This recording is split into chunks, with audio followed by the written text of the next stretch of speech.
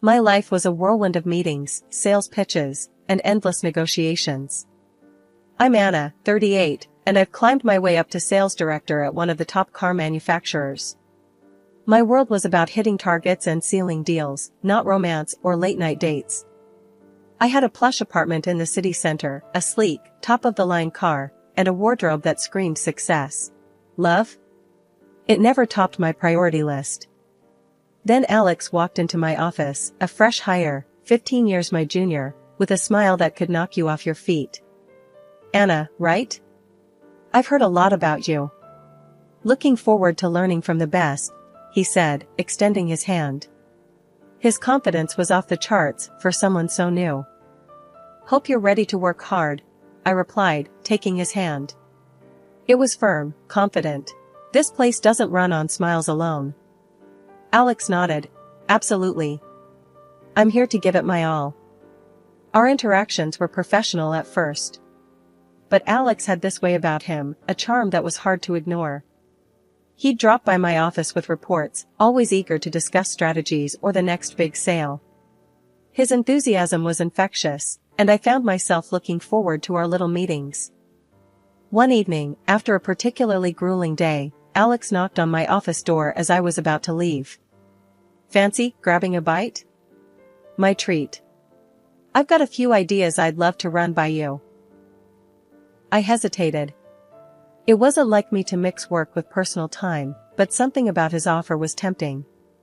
Sure, why not? But I'm choosing the place, I said. Dinner was a revelation. Alex wasn't just a pretty face with a sales pitch. He was smart, insightful, and, surprisingly, wise beyond his years. He listened intently as I shared some of my experiences, nodding and throwing in his 2 cents. As the night wore on, the conversation shifted from work to personal stories. I found out he was passionate about cars, not just selling them, but understanding their mechanics, their soul. He had this dreamy look when he talked about his favorite models, which made me laugh. You're like a kid in a candy store, I teased. He shot back, and you're the tough cookie everyone's afraid to crumble. Heard the rumors, you know. But I think there's more to you. His words caught me off guard. No one had dared to speak to me so frankly in years. It was refreshing, unsettling even. As we parted ways that night, he said, "Thanks for giving me a chance, Anna. Not just at work. Tonight was nice." I found myself smiling all the way home.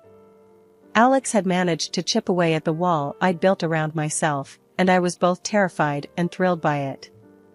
Our relationship evolved quickly after that night. His attention wasn't just flattering, it felt genuine. He'd leave notes on my desk with silly jokes or quotes from our conversations. And his bright, beautiful way of looking after me made my doubts about the age and income difference seem insignificant. But love isn't just about the butterflies or the stolen glances across a crowded room. It's about choosing to stand by someone, to merge your lives together with all the risks it entails. When Alex asked me to marry him, my heart wanted to leap out and say yes, before my brain could catch up with all the reasons it was a bad idea. You sure about this, Alex? I mean, look at us. I could practically be your... Stop. He cut me off, his eyes serious. I don't care about the age thing, Anna. I love you. That's all that matters. And your money? Come on, we both know I'm not with you for that.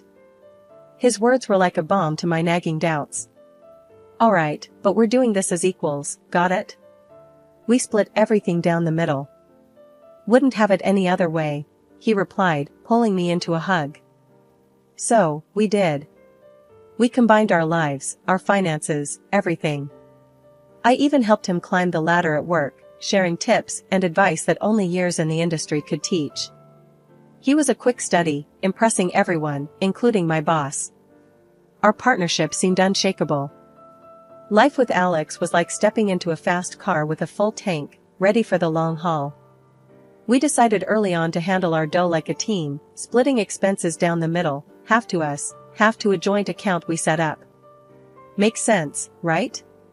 Keeps things square, I said, laying out the plan on our kitchen table, scattered with bills and our laptops. Damn straight, Alex agreed, tapping away on his calculator. And hey, about the apartment. It's ours, babe. Your name's going on that mailbox too.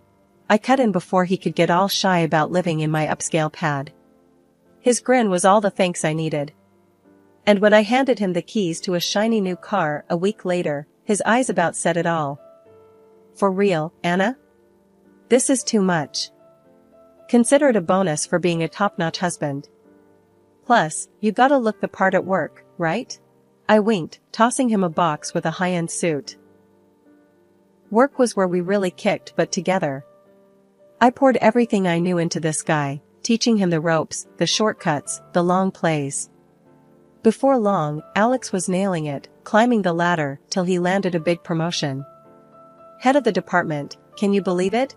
He beamed, still a bit dazed. Proud? I'm beyond. You earned it, with a little help from your favorite mentor. I teased, but inside, I was all warm and fuzzy. We were a dream team. Then, out of nowhere, I hit a snag.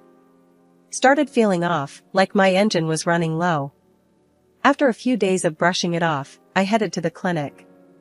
The doc's frown told me it wasn't just a bug. We need to run some tests, Anna. Might take a few days. My mind raced to work. Shit, I've got a mountain of stuff to handle. Alex, you think you can cover for me? Just till I get this sorted? Alex, ever my rock, didn't blink. Of course, babe. You've got nothing to worry about. I'll handle it.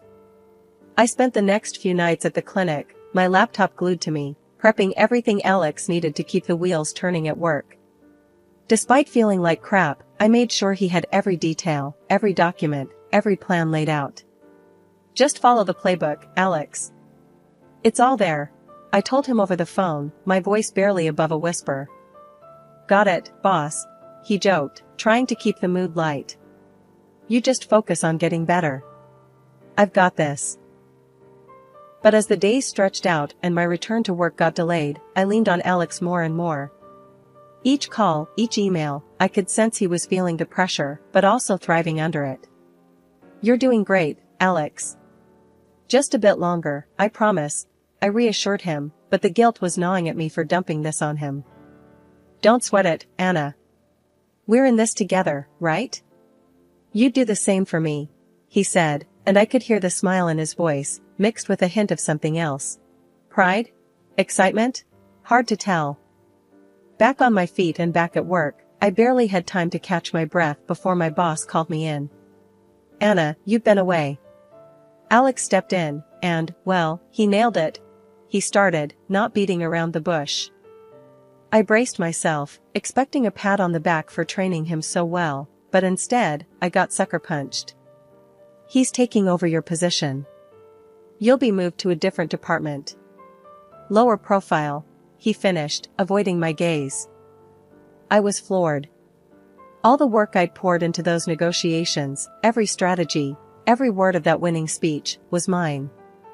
Yet, here I was, getting sidelined in my own game. But, I laid the groundwork for that. It was all me. I wanted to scream. But I bit my tongue, thinking of Alex's career, his pride. Understood, was all I managed, my voice a mix of defeat and disbelief. Coming home, I found Alex, all smiles and victory. Heard you got the news. Babe, I'm so sorry. I never meant for this to happen, he said, but his eyes didn't match his words. They were dancing, celebrating. Yeah, sorry, doesn't quite cut it, Alex. This was my deal, my job. I shot back, anger bubbling up. Hey, let's not get nasty. We're in this together, right? He replied, his tone too light, too dismissive for the bomb he'd just dropped on us. That's when the dynamic shifted. My paycheck shrunk, while his ballooned. And with the money came a change in Alex. He started throwing around words like breadwinner and freeloader, stinging me every chance he got. I tried to shake it off, remind myself of the man I married. He loves me, this is just stress talking, I'd tell myself, but the doubts were creeping in. Then came the nights he wouldn't come home, the excuses so thin you could see right through them. Working late, babe, big deals on the line. He'd text, but the silence of the house screamed the truth. Finally, I'd had enough. We need to talk, Alex. This isn't working. Where the hell are you every night? I demanded, cornering him one morning after he'd sneaked in at dawn. Oh, come on, Anna. You should be grateful I'm still here. A guy like me, with options? He threw back, his arrogance filling the room like a bad smell. That was the moment I knew. The man I loved, the partner I trusted, was gone, replaced by this stranger, spewing insults and taking me for granted. Every day at the office turned into a nightmare faster than I could have ever imagined. My work, my ideas, everything I had poured my heart and soul into, were now being presented under Alex's name. He had compiled an extensive report, a masterpiece of all my projects, and handed it over to the board as his own. The revelation was a gut punch, leaving me winded and betrayed.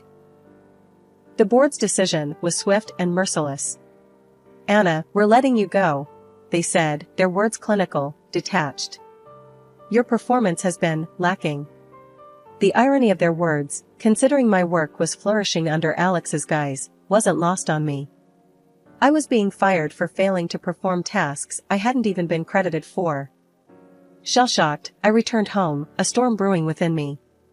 Alex was there, humming some tune, oblivious to the bombshell about to drop.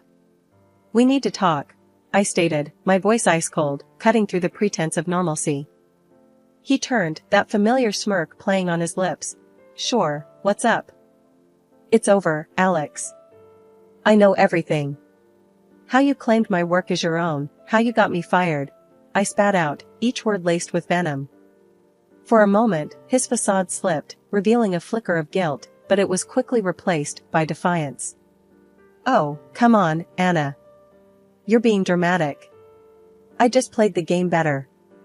Played the game? You backstabbed me, Alex. You destroyed my career for your gain. My voice rose, a crescendo of anger and hurt. He shrugged, that smugness returning. Look, Anna, I got tired of always being the second fiddle. I saw an opportunity, and I took it. This was about survival. About advancing.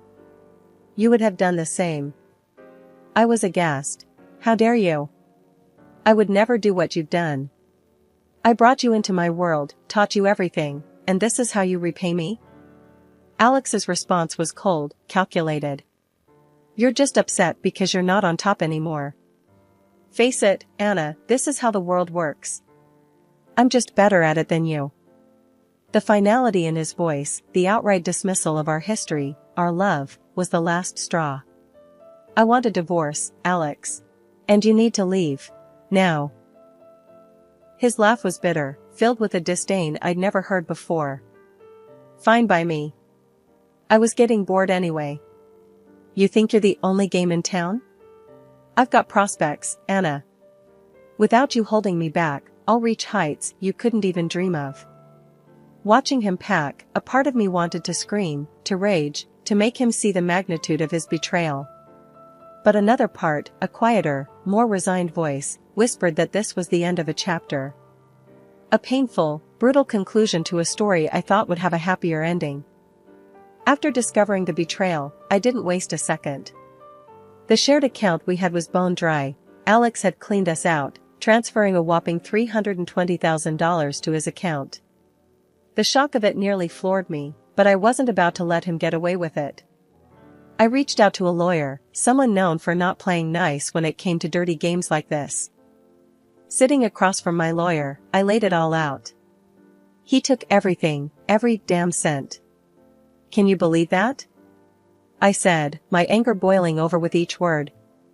The lawyer, a no-nonsense type with a reputation for being a bulldog in court, didn't even blink. I've seen worse. Let's go after him.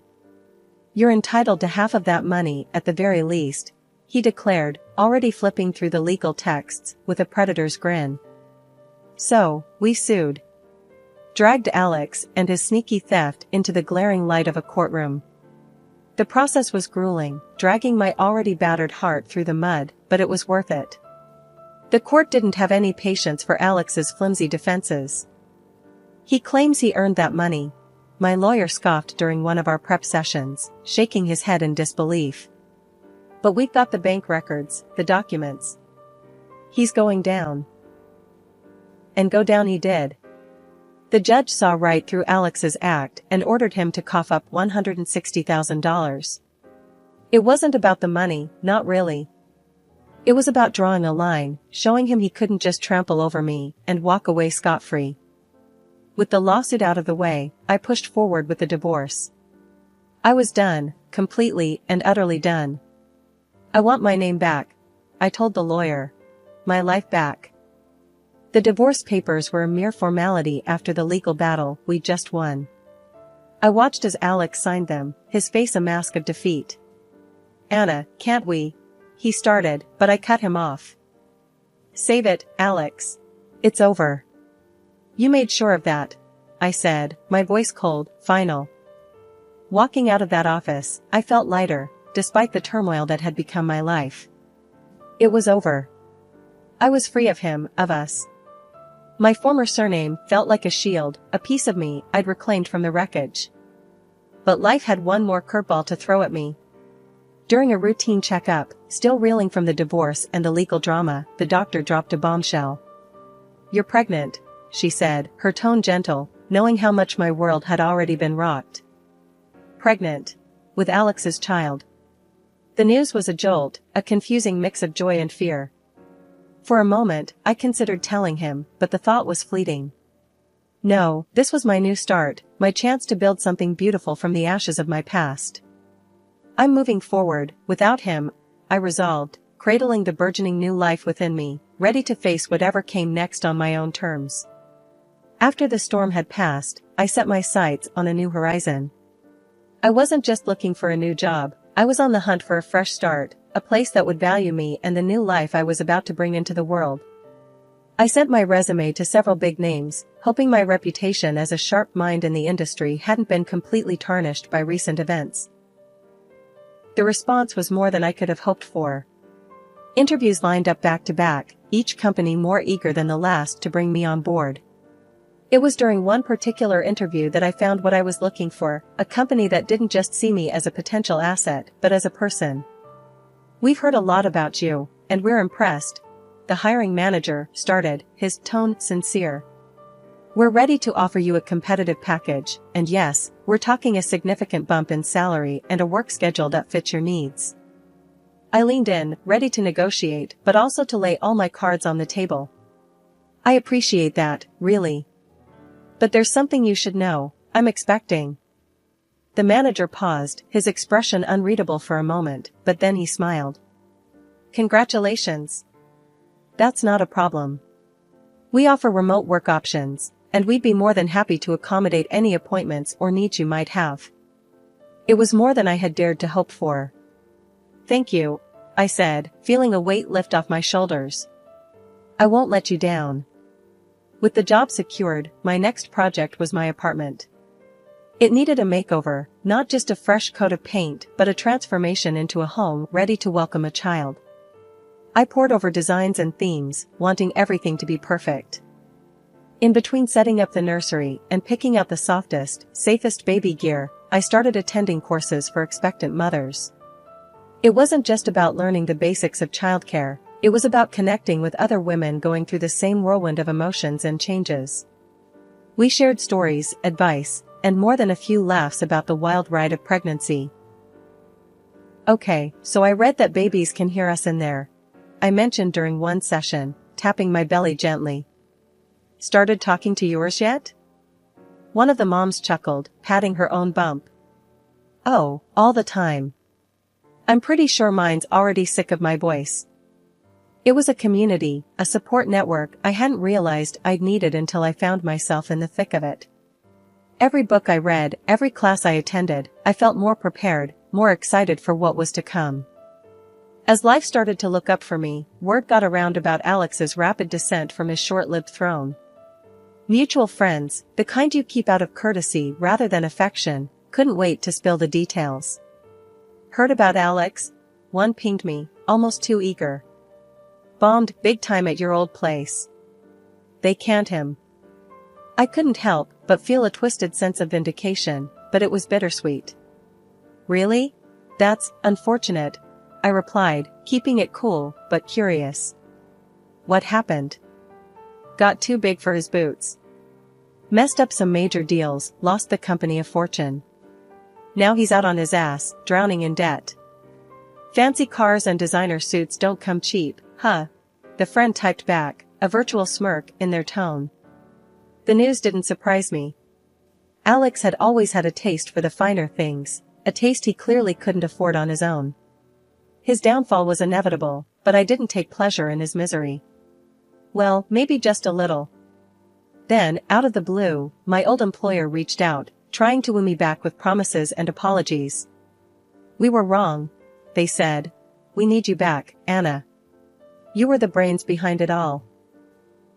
Tempting as it was to gloat, I declined. Thanks, but no thanks. I've moved on. Found a better fit, I told them firmly, my pride and my new job giving me all the satisfaction I needed. Amidst this, Alex had the audacity to reach out, his message popping up unexpectedly. Anna, we should talk. Heard about the baby. I think we can make this work, for the sake of our family, he wrote, desperation seeping through his words. I stared at the screen, incredulous. After everything, he thought he could just waltz back into my life. Family? You've got a funny way of showing you care, Alex. I'm doing just fine on my own, thanks, I replied, my laughter bitter. His pleas continued, but I wasn't the same woman he left. Look, Anna, I'm in a rough spot. I made mistakes, but we can start over. For our child, he tried again, playing what he thought was his ace. I couldn't help but laugh, a real, hearty laugh this time. Start over? With you? Alex, you're not listening. I'm happy.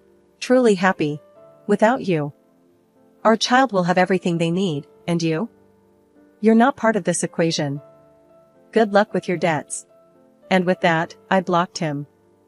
The chapter of my life with Alex was closed, sealed shut with the knowledge that I was better off. I had my child, my dignity, and a future bright with promise. Life took on a new rhythm with the arrival of my son. The challenges and heartaches of the past seemed to fade into the background as I navigated the joys and sleepless nights of motherhood. I remember calling my mom, excitement bubbling in my voice. He's here, Mom. You're a grandma. I told her, barely containing my happiness. Her response was immediate. I'm catching the next flight out. You're not doing this alone. True to her word, Mom was by my side in no time, her presence a comforting constant as I found my footing as a new parent. It wasn't long before we settled into a routine, and with her help, I was back at work, feeling more determined than ever. The idea of buying a house started to take shape in my mind, a place where we could grow as a family, a stable home for my son and enough space for Mom to stay comfortably. During one of our late-night talks, as we shared a pot of tea and watched the baby sleep, Mom brought up the topic of Alex. Heard your ex is running himself ragged, juggling jobs to keep afloat, she said, a note of concern in her voice. I sighed, the mention of Alex still a sour note in my otherwise harmonious life. Yeah, well, he made his bed. Now he has to lie in it. Mom nodded, then hesitated before adding, you could sue him for child support, you know. It's his responsibility too. I shook my head, the thought unappealing. No, Mom. I don't want his money. Or anything from him, really. We're better off without that tie to him. I want to close that chapter for good. Mom seemed to understand, but she pressed on gently. Just think about it, okay? For your son's sake.